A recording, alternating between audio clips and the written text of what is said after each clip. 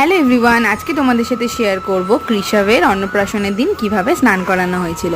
তো আমার প্রথম থেকেই ইচ্ছে ছিল যে কৃষভকে আমি কৃষ্ণর গেট আপটাই দেবো।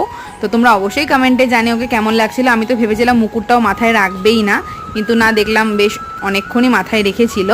আর এই দেখো, এই যে সুন্দর পুলটা, এটা গিফট করেছিল ওর তৃষা মিমি। আর আমরা স্নানের জন্যে জল, দুধ আর গোলাপের পাপড়ি দিয়ে সাজিয়েছিলাম। উৎসব কিন্তু স্নান করানোটা খুবই এনজয় করছিল। এমনিও ছোট থেকেই ও স্নান করানোর সময় কখনোই কান্নাকাটি করেনি। আর দেখো, সবাই যখন হলুদ মাখাচ্ছে তখনও কিন্তু ওর মধ্যে কোনো কান্নাকাটি নেই। তো স্নান করতে খুবই মজা পায়। আর দেখো, পা দুলিয়ে দুলিয়ে কীরকম এনজয় করছে ও।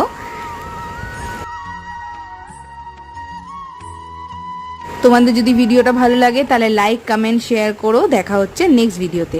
সবাই খুব ভালো থেকো। টাটা।